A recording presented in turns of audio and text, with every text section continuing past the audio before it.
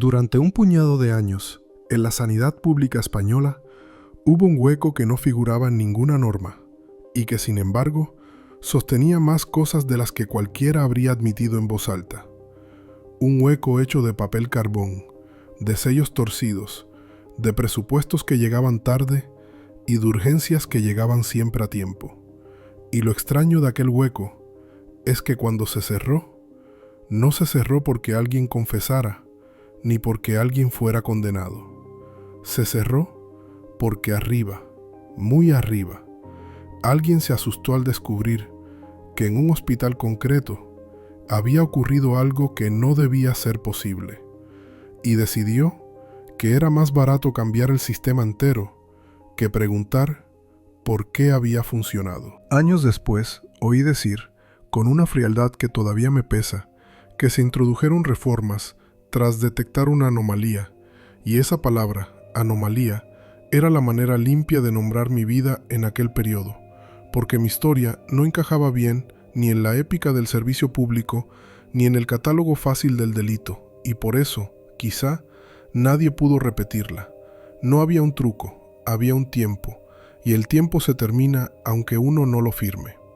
Yo entré en un hospital público a principios de los 80, en una ciudad de tamaño medio, donde el edificio principal tenía el color de la piedra vieja y de la fatiga, y donde los pasillos olían a lejía barata, a sopa recalentada y a esa mezcla tibia de sudor y metal que dejan las camillas al rozar el suelo encerado. Mi puesto era compras y suministros, un cargo que en un organigrama parece administrativo y en la práctica es un lugar de paso por el que atraviesan todas las necesidades sin nombre, porque lo que falta en un hospital no suele faltar de golpe como en una película.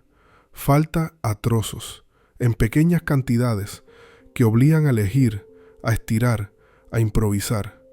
Y esa improvisación se convierte en costumbre, hasta que alguien, un día, no puede improvisar más. Yo venía de trabajos inestables y no tenía vocación de héroe. Buscaba un sueldo fijo y una rutina que me dejara dormir. Pero el hospital no daba rutina, daba repeticiones nerviosas, días que se parecían porque siempre había algo urgente y siempre había alguien tratando de no firmar demasiado. Lo primero que aprendí fue que los médicos no te piden material, te piden tiempo, y el tiempo en un hospital es una sustancia rara, porque se mide por la espera de una familia en un banco de plástico, por el pitido de un monitor en urgencias, por la mirada de una enfermera que ya no se sorprende de nada. En mi mesa se acumulaban solicitudes escritas con prisa, a veces con bolígrafo prestado, y casi todas venían acompañadas de una frase que era más amenaza que argumento. Esto no puede esperar. Yo no discutía esa frase, porque casi nunca era mentira, pero la administración exige una mentira distinta, una mentira elegante. Convertir no puede esperar en un documento que autorice, justifique y proteja. Ese era mi oficio real.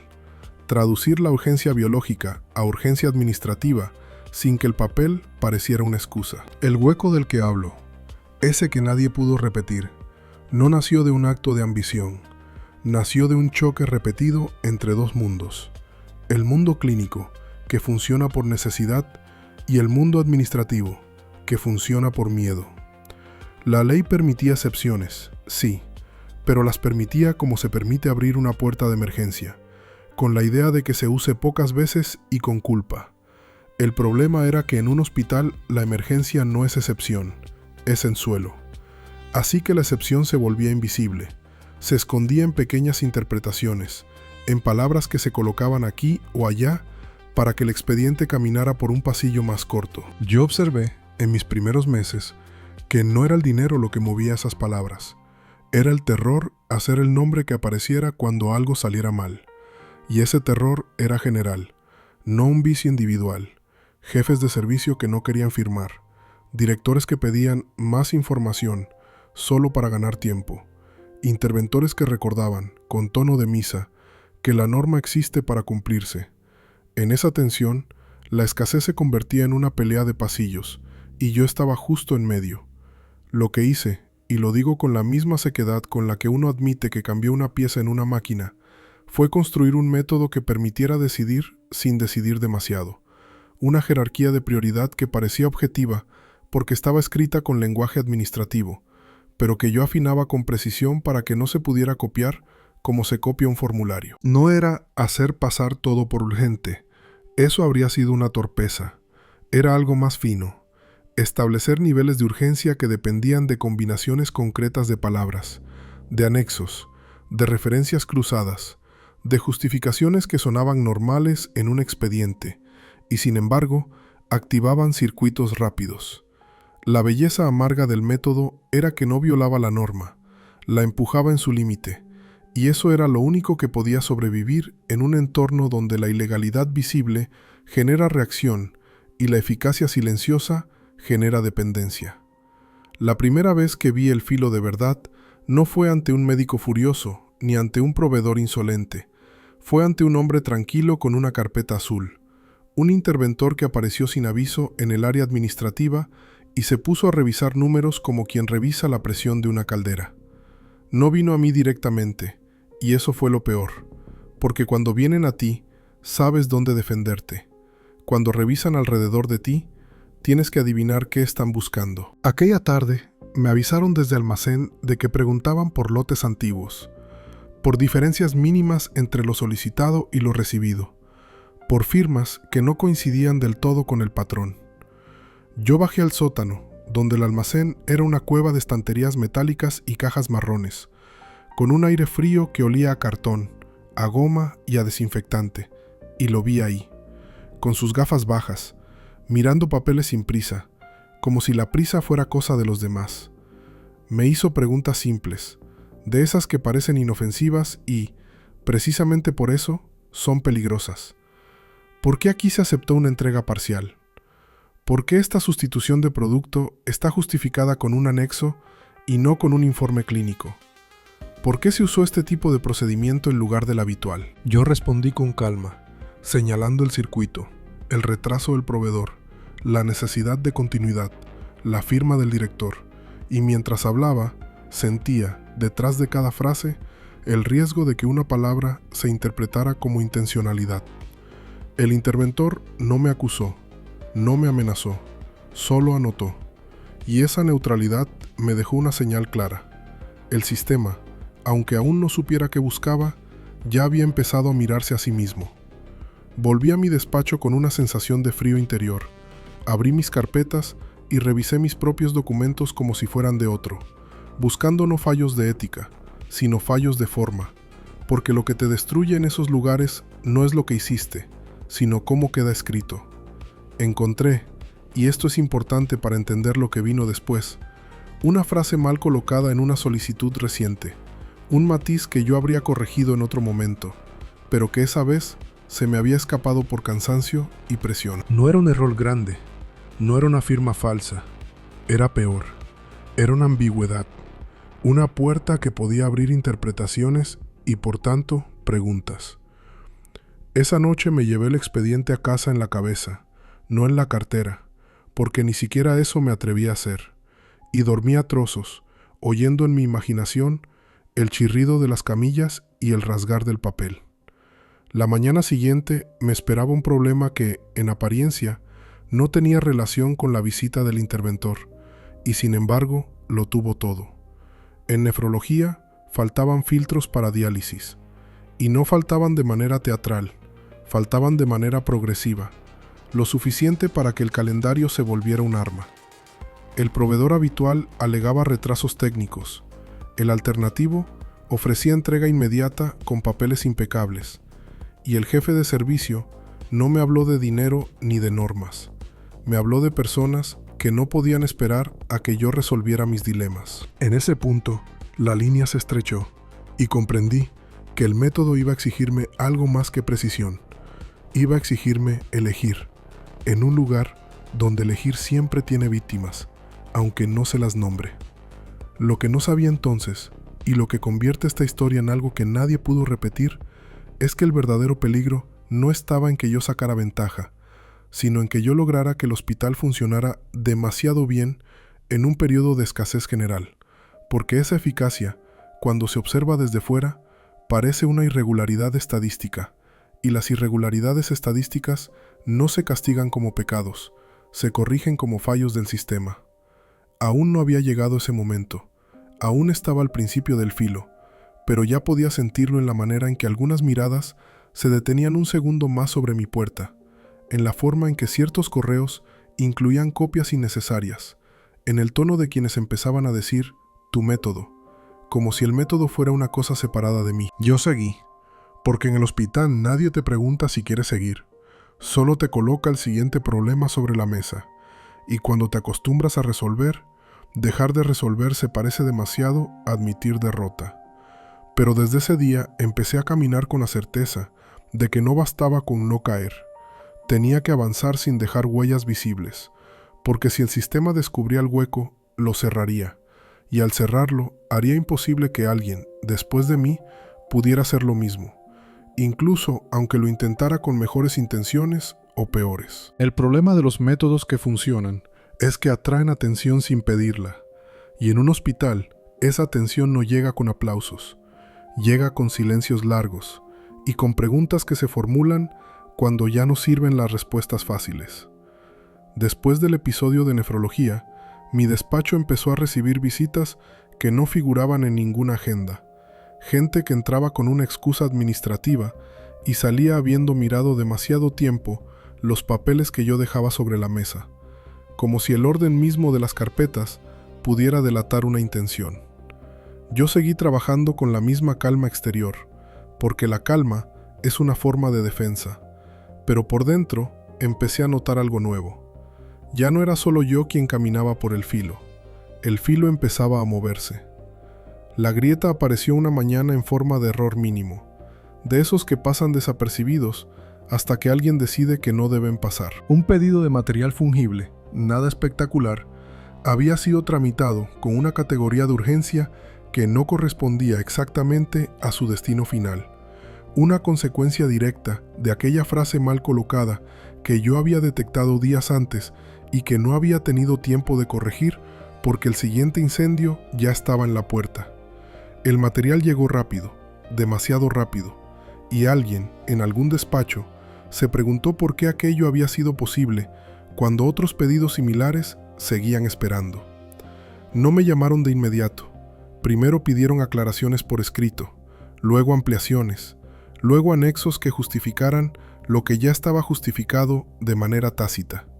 Fue entonces cuando apareció él, el hombre que casi me rompe sin proponérselo. No era un auditor ni un político, era un médico de mediana edad, con fama de meticuloso y una aversión visible a los atajos.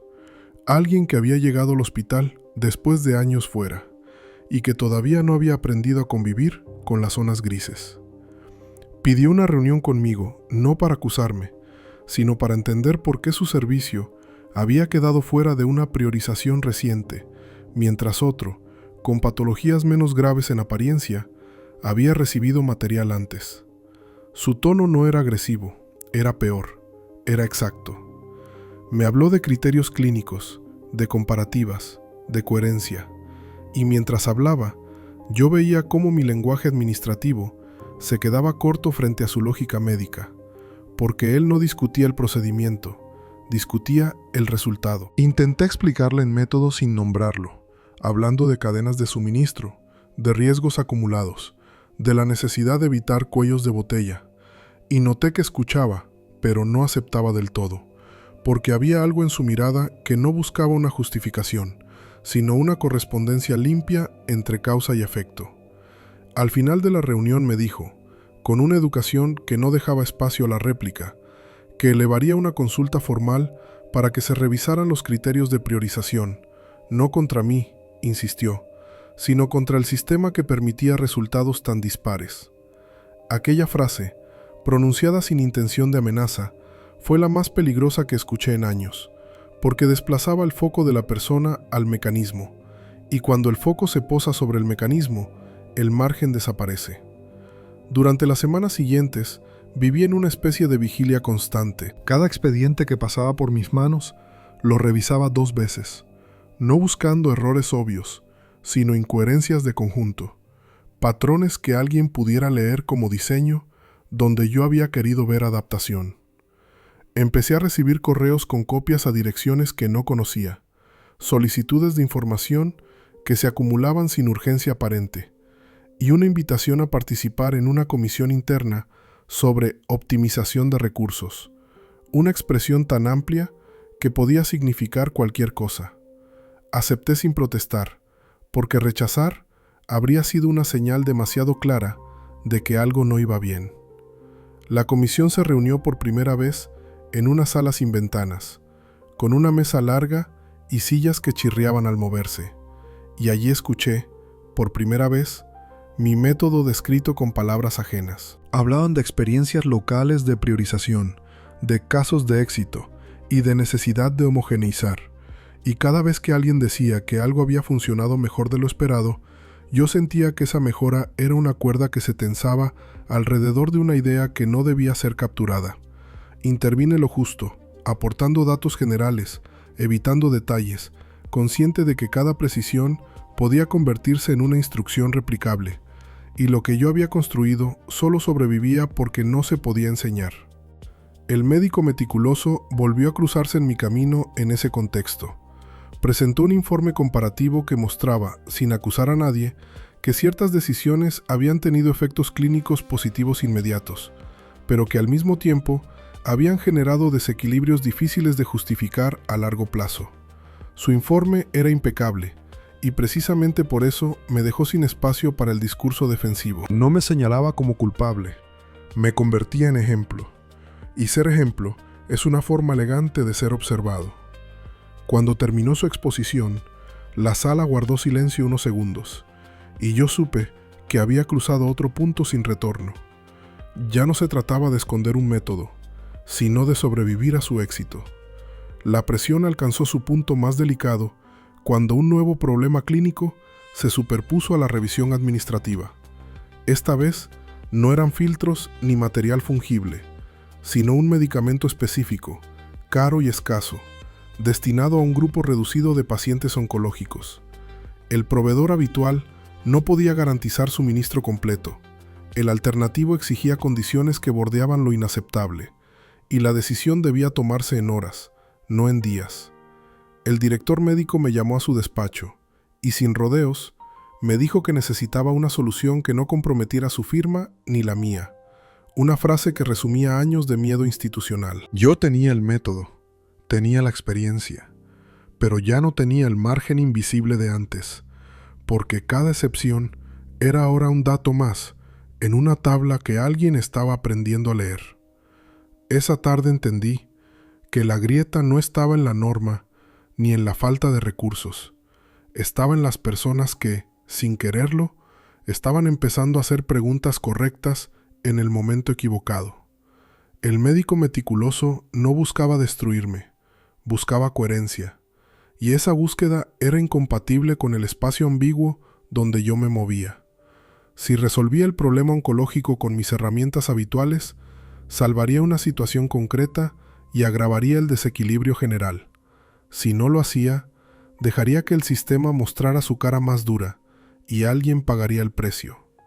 El filo se volvió más estrecho, casi invisible, y por primera vez sentí algo cercano al miedo real.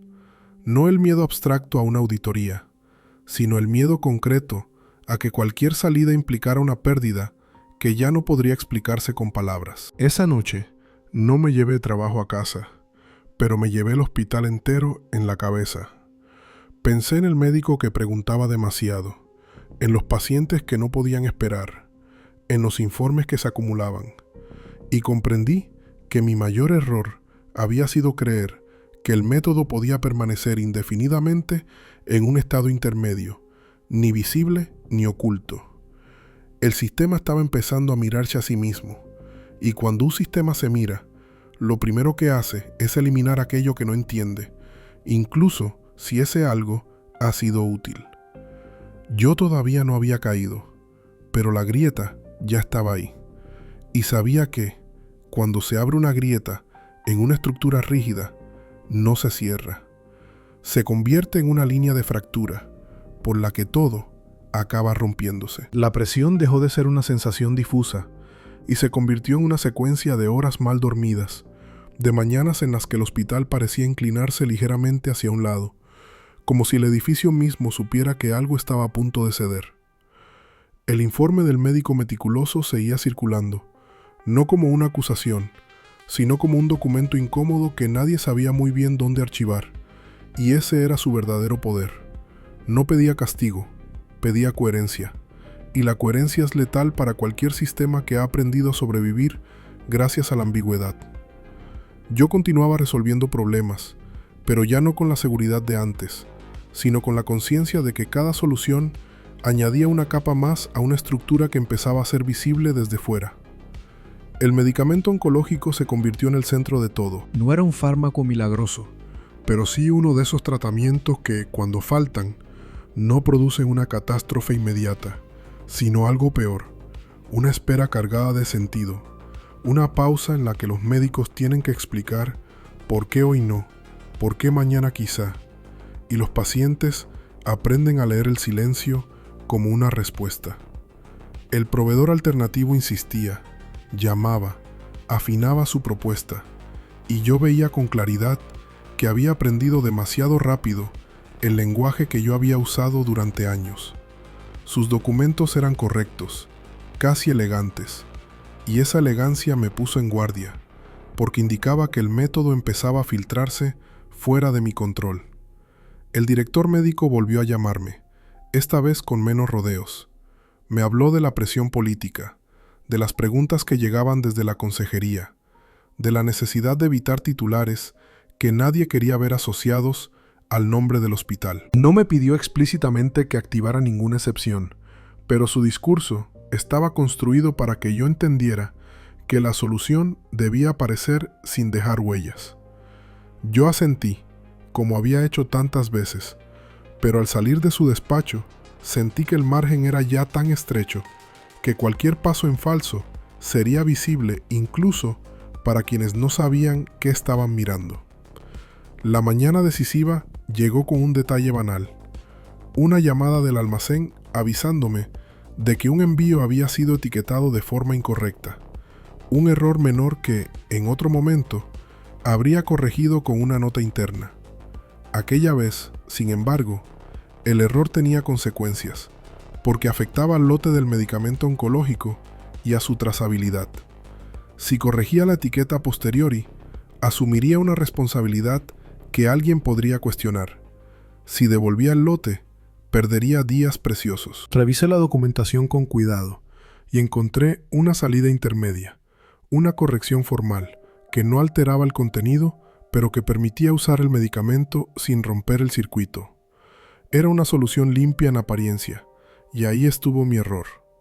Firmé la corrección con una justificación técnica impecable, confiando en que pasaría como tantas otras, pero esta vez no pasó. El médico meticuloso, que había solicitado acceso a los datos de trazabilidad para su informe, se encontró con la modificación y pidió explicaciones.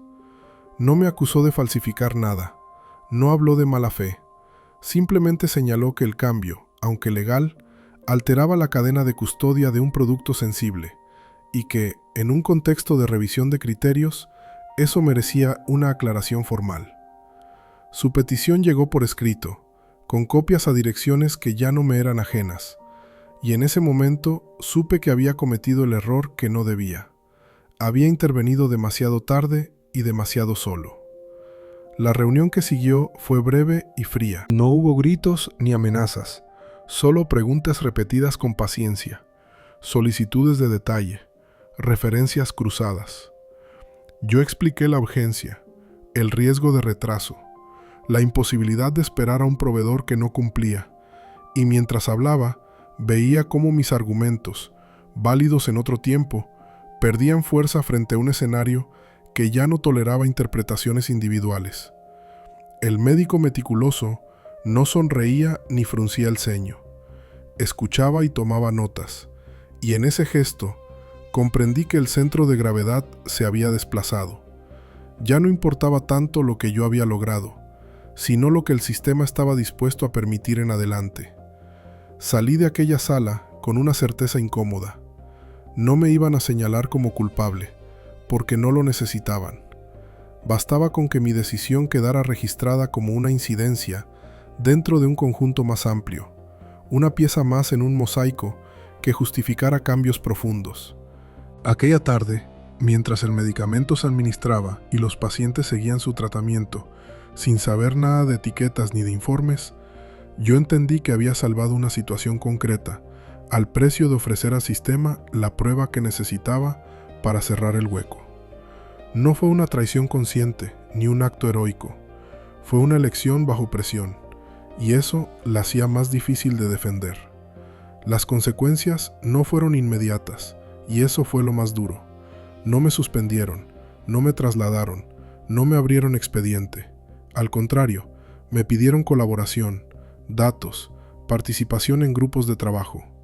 El método, o lo que quedaba de él, empezó a descomponerse en mis manos, no porque alguien lo prohibiera, sino porque lo estaban desmontando pieza a pieza para entenderlo y neutralizarlo. Yo seguía yendo al hospital cada mañana, firmando, respondiendo, asistiendo a reuniones donde se hablaba de riesgos sistémicos y necesidad de control, y cada una de esas palabras me confirmaba que el error no había sido visible en el momento, pero sí decisivo en la historia.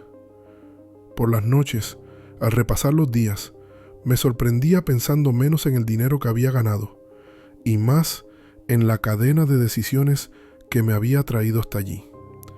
No me arrepentía de haber actuado, porque no veía una alternativa limpia, pero tampoco podía convencerme de que el precio había sido justo. El filo ya no era un lugar de equilibrio, se había convertido en un punto de no retorno, y yo avanzaba, sabiendo que el siguiente paso no dependería de mi habilidad, sino de la velocidad con la que el sistema decidiera cerrarse sobre sí mismo. Cuando el sistema decide cerrarse, no lo hace con violencia ni con escándalo. Lo hace con una lentitud calculada que convierte cada gesto cotidiano en una señal de retirada. Y yo empecé a notarlo en detalles pequeños que, sumados, formaban un dibujo claro. Mis correos tardaban más en recibir respuesta. Algunas decisiones que antes pasaban por mi mesa, ahora se desviaban hacia comités donde nadie asumía del todo la autoría. Y las reuniones se llenaron de palabras nuevas que parecían diseñadas para borrar la memoria de lo anterior. Términos como trazabilidad total, criterio único, riesgo sistémico, que sonaban modernas y al mismo tiempo profundamente desconfiadas. No me excluyeron, me rodearon, que es una forma más eficaz de neutralizar a alguien sin declararlo. El médico meticuloso volvió a aparecer, esta vez no como interrogador ni como denunciante, sino como parte visible de un proceso que ya no necesitaba intenciones individuales. Coincidimos en una sesión técnica donde se analizaban incidencias recientes, y una de ellas, descrita con frialdad estadística, era la corrección de trazabilidad que yo había firmado. Nadie mencionó mi nombre, pero yo me reconocí en cada frase, en cada cifra proyectada sobre la pared, y sentí algo que hasta entonces había evitado: la certeza de que una decisión tomada para proteger a pacientes concretos estaba siendo utilizada para justificar un cambio que afectaría a todos, incluidos aquellos mismos pacientes en el futuro. El filo, entendí entonces, no siempre corta al que camina, a veces corta a otros y deja al caminante como testigo incómodo. El golpe más duro no vino de arriba, sino de abajo. Una supervisora de enfermería, veterana y directa, entró en mi despacho una mañana sin pedir permiso y me dijo, sin rodeos, que en su planta habían tenido que aplazar un tratamiento porque el nuevo protocolo exigía autorizaciones que antes no eran necesarias. No me acusó, no me reprochó nada, pero en su voz había una fatiga distinta, la de quien siente que las soluciones se alejan mientras las reglas se acercan. Yo intenté explicarle que el sistema estaba cambiando, que a largo plazo sería mejor, y mientras hablaba me di cuenta de que esas palabras, tan razonables en una reunión, sonaban vacías frente a la espera concreta de un paciente. Cuando se fue, supe que ese era el precio visible de todo aquello, La flexibilidad que había permitido sobrevivir en la escasez estaba siendo sacrificada en nombre de una seguridad abstracta. No todo fue pérdida inmediata. Durante un tiempo, mi posición se volvió ambigua, protegida y limitada a la vez. Me invitaron a participar en grupos de trabajo, a compartir buenas prácticas, a redactar documentos que recogían lecciones aprendidas sin citar su origen. Era una manera elegante de extraer valor sin mantener el riesgo. Y yo acepté porque rechazar habría sido una forma torpe de resistencia. Sin embargo, en ese proceso ocurrió algo que no había previsto. Un administrativo joven, de los que habían aprendido el oficio viéndome trabajar, cometió un error al intentar aplicar, sin entenderla del todo, una versión simplificada de mi método. La excepción mal formulada llegó a un punto donde ya no podía sostenerse, y la consecuencia fue un retraso que afectó a un paciente concreto. Un retraso pequeño en términos administrativos, enorme en términos humanos. El error del joven no fue castigado con dureza, pero sirvió como ejemplo perfecto. En una reunión posterior, alguien señaló que las interpretaciones individuales podían generar riesgos inaceptables, y citó ese caso como prueba. Yo escuché en silencio, consciente de que, sin quererlo, había dejado una estela. Otros habían intentado caminar por el borde sin conocer su anchura real, y habían caído. No por maldad, sino por imitación incompleta. Aquello me golpeó más que cualquier auditoría, porque me mostró que el método, fuera de mis manos, no solo era ineficaz, sino peligroso, y que el sistema tenía ahora una razón moral, además de técnica, para cerrarlo. La decisión final se tomó sin drama. Un nuevo protocolo entró en vigor, detallado hasta el extremo, con flujos centralizados y autorizaciones escalonadas que hacían prácticamente imposible cualquier adaptación local. La urgencia dejó de ser una categoría flexible y se convirtió en un número, en una casilla que se marca o no se marca, sin matices. Yo firmé el documento de adhesión como uno más, con una sensación de cansancio que no tenía que ver con las horas, sino con el fin de algo que había requerido toda mi atención durante años. A partir de ese momento, mis funciones se redujeron a la gestión correcta de lo previsto, y cualquier desviación debía justificarse ante instancias que no conocían el hospital, solo los informes. El sistema había aprendido, sí, pero había aprendido a protegerse de sí mismo, y en ese aprendizaje había decidido que mi forma de actuar era un riesgo que no valía la pena correr. Empecé a preparar mi salida sin prisa, ordenando papeles, cerrando expedientes, enseñando a otros lo básico sin transmitir lo esencial, porque lo esencial ya no tenía lugar donde aplicarse. Nadie me empujó a irme, simplemente dejaron de necesitarme como antes, y esa es la forma más limpia de expulsión. El día que dejé de ocupar el despacho, pasé por el pasillo central y vi el hospital funcionando bajo las nuevas reglas, más ordenado en apariencia, más lento en lo que no se mide, y pensé en el médico meticuloso, en la supervisora cansada, en el administrativo joven que había caído por imitar mal, y entendí que el precio visible de todo aquello no era mi carrera ni mi tranquilidad, sino la pérdida de un margen que, aunque peligroso, había permitido responder cuando la norma no alcanzaba. Yo había sido parte de ese margen, y al desaparecer, dejaba atrás un sistema más seguro, y quizá más ciego. Mi salida no fue un corte, fue una disolución lenta, como se disuelven las cosas que no conviene señalar. Y durante meses, seguí yendo al hospital con una presencia cada vez más liviana, asistiendo a reuniones donde ya no se decidía nada importante y firmando documentos cuyo contenido podía haber firmado cualquiera con un mínimo de atención. El nuevo protocolo funcionaba, en el sentido en que funcionan los mecanismos que reducen el riesgo. Todo era más previsible, más trazable, más defendible ante un informe, y al mismo tiempo más incapaz de reaccionar cuando la realidad se salía del cuadro previsto.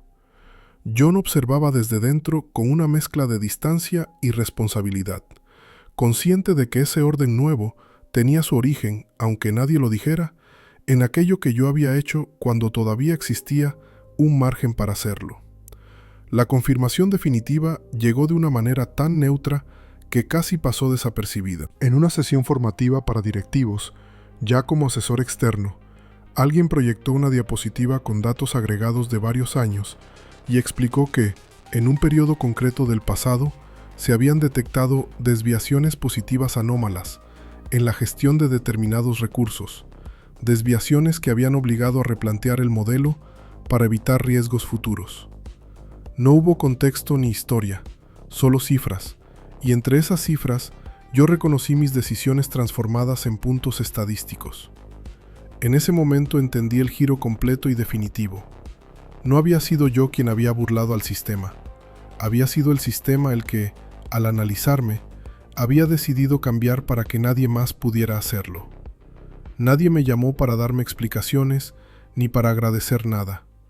Tampoco hubo reproches.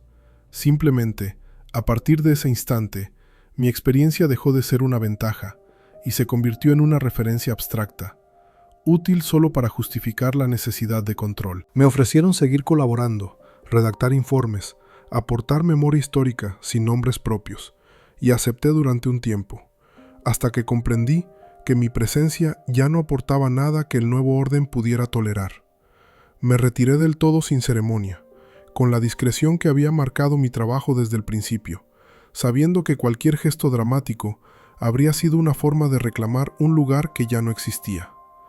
Años después, en una visita casual al hospital, me crucé con el médico meticuloso en un pasillo que ambos conocíamos demasiado bien. Nos saludamos con corrección, intercambiamos unas frases breves sobre el funcionamiento actual, y me dijo, casi como un comentario al margen, que ahora todo estaba más claro, aunque a veces echaban de menos cierta capacidad de reacción. No lo dijo con nostalgia ni con reproche, solo como quien constata un hecho. Asentí y seguimos cada uno su camino, y en ese cruce breve comprendí que él también había quedado atrapado en las consecuencias de lo que había ayudado a provocar, porque el sistema que se protege a sí mismo no distingue entre quienes lo forzaron y quienes lo señalaron. Mi riqueza, construida con cuidado durante aquellos años, siguió siendo una presencia silenciosa en mi vida, suficiente para darme opciones y distancia, pero incapaz de comprar lo único que se perdió de verdad, la posibilidad de explicar lo ocurrido sin que sonara a justificación o a soberbia. Nadie quería escuchar una historia que no encajara en los relatos habituales, ni la del funcionario ejemplar, ni la del corrupto evidente.